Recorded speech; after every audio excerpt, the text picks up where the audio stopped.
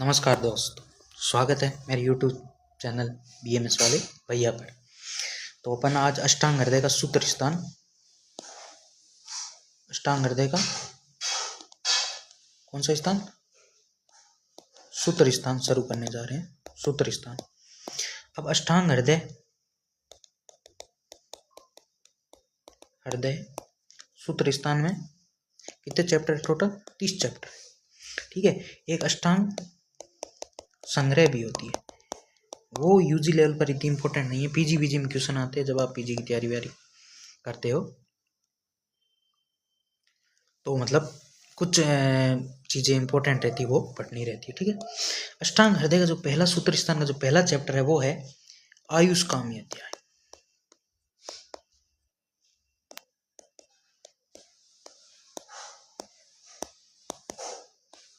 कौन सा? आयुष्काम्य अध्याय। तो इसका क्या मतलब हुआ? आयुष्काम्य यानी कि आयु की कामना करने, यानी कि क्या हुआ कि जो आयु की कामना करने वालों को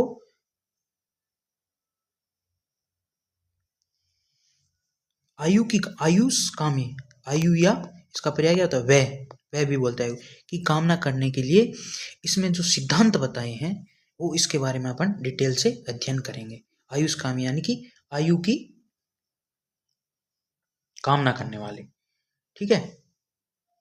आपके पास होगी अष्टांग हृदय की बुक, उसमें आप जो उसकी जैसे ये है वो हिंदी थोड़ी पढ़ लेना कि पहला चैप्टर है। कभी कभी ये नाम भी पूछ लेते हैं, जैसे ऑब्जेक्टिव टाइप क्वेश्चन होते हैं तो उसमें ये पूछते हैं कि अष्टांग हृदय का पहले अध्याय का क्या नाम है, तो क्या नाम है?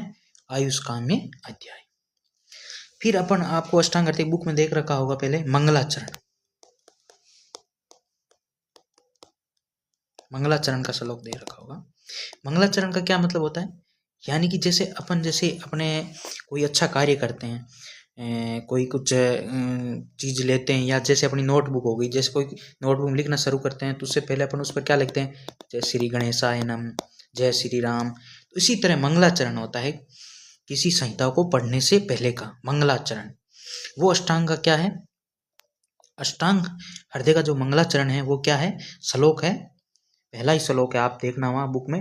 रागादि रोगान सत्तानुसत्तान अंशंस्काय प्रस्थान शेषान और सुख्य मोहार्तिदा अजगान यो पूर्व वेदाय नमस्तु तस्मै। यानी कि इसका रागादि रोगान यानी राग आदि जो रोग जो मानव के पीछे पड़ा रहते हैं, राग, ठीक है, किसी से मतलब जेलेसी वगैरह रखना, जो पीछे पड़े और जो संपूर्ण शरीर में फैले रहते हैं, उत्सुकता, मोह और अरति यानी क्या हो गया? बेचैनी को उत्पन्न करते हैं। इन सब को जिनसे नष्ट किया उस वेद को हम नमस्कार करते हैं। यानी कि क्या? सीधी सी बात, पॉइंट वाली बात क्या है? राग, द्वेष, अरति, जो ये मानव शरीर में ये रोग होते हैं, इन रोगों को जिस वेद ने नष्ट किया उस वेद को हम क्या करते हैं? नमस्कार करते हैं। ठीक है। ये श्लोक आपको मंगलाचरण अष्टांग हृदय का याद होना ही चाहिए। आप 10 बार पढ़ोगे तो आपको याद हो जाएगा। क्या? रागादि रोगान सत्तानुसत्तान संस्काय प्रस्थान और सुख्य मुहार्तिदाय अजगान यो पूर्व वेदाय नमस्तु तस्मै। ठीक है।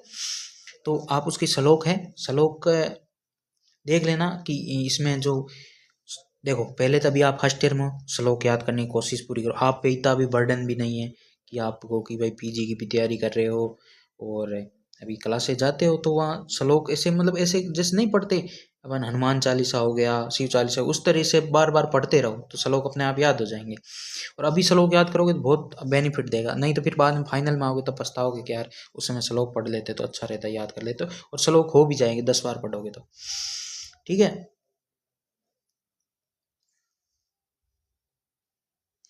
फिर आता है मंगलाचरण के बाद क्या आता है? आयुर्वेद का प्रयोजन। आयुर्वेद का प्रायोजन।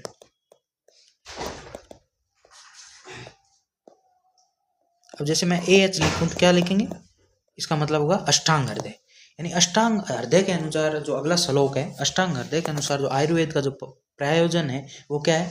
आयु काय माने धर्मा सुख साधन आयुर्वेद उपदेशो विधे परमादर, यानी कि धर्म, अर्थ, काम, मोक्ष जो पुरुषार्थ चतुष्ट होते हैं, इनको करने के लिए या अपनी जो लॉन्ग लाइफ जीने के लिए क्या करना है, आयुर्वेद के जो उपदेश दिए उनका पालन करना है। यही क्या है, आयुर्वेद का प्रयोजन है। आयुर्वेद का ये बहुत इंपॉर्टेंट है कि आयुर्वेद का प्रयोजन ये किसके अनुसार है, अष्टांग हृदय के अनुसार है। क्या है, आयु कायमानेन धर्मा सुख साधनम आयुर्वेद उपदेशु विद्धे परमादर। समझ गए? तो ये आपको ये श्लोक है, आपको याद करना ही है। ठीक है, ये श्लोक मैंने कुछ भी याद नहीं किया, मेरे मंगलाचरण और ये श्लोक तो याद ही था। कौन सा, आयुर्वेद का प्रयोजन, क्या अष्टांग हृदय के अनुसार, चरक के अनुसार वो अलग है। ठीक है, तो आपको क्या है, ये श्लोक आपको याद करना है। ठीक है, ये हो गया। फिर अगला है, अगला क्या है, ये तो हो गया। पहले हमने क्या पढ़ा, मंगलाचरण पढ़ लिया।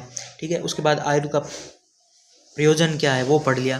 अब उसके बाद अपन पढ़ने वाले हैं आयुर्वेद का अवतरण या उत्पत्ति कैसे हुई। आयुर्वेद का अवतरण, आयुर्वेद का अवतरण। अब देखो आयुर्वेद का अवतरण कैसे हुआ, अलग अलग संहिताओं के अनुसार अलग अलग है, लेकिन अभी हम किसके अनुसार पढ़ रहे हैं,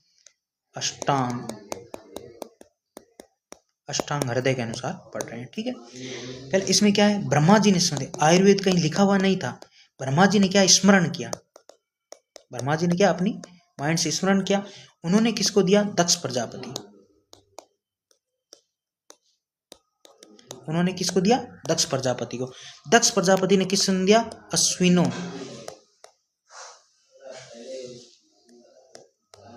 अश्विनो दो, यानी दो अश्विनो थे अपने शिष्य, उनको दिया। अश्विनो जी ने किसको दिया, इंद्र को, इंद्र को। और इंद्र ने किसको दिया, अत्रि, अत्रि पुत्र आदि, यानी कि आगे चरक वगैरह में आप पढ़ोगे तो बहुत बार नाम है अत्रि पुनर्वसु। ठीक है, फिर अत्रि पुत्र ने किसको दिया, अग्निवेश को। तो ये श्लोक आता है, ब्रह्मा समर्थ दक्ष प्रजापति। तो ठीक है, वो श्लोक आप याद हो जाए तो ठीक, नहीं तो ऐसे नोट्स बना लेना। ब्रह्मा ने आयुर्वेद का स्मरण किया, उन्होंने दक्ष प्रजापति को दिया, दक्ष प्रजापति ने अग्नेशी अश्विनो द्वय को दिया, और उन्होंने इंद्र को दिया, और इंद्र जी ने अत्रि पुत्र आदि को दिया, और अत्रि पुत्र आदि ने अग्निवेश को दिया। ठीक है, ये क्या हो गया, आयुर्वेद का अवतरण। आगे हो गया, समझ में ये आपको। फिर उसके बाद है,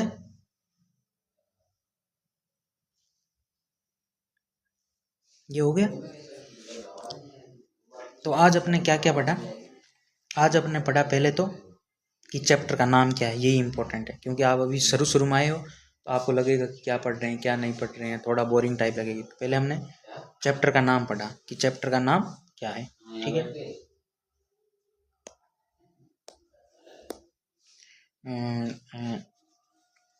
चैप्टर का नाम पढ़ा। उसके बाद हमने क्या पढ़ा, मंगलाचरण,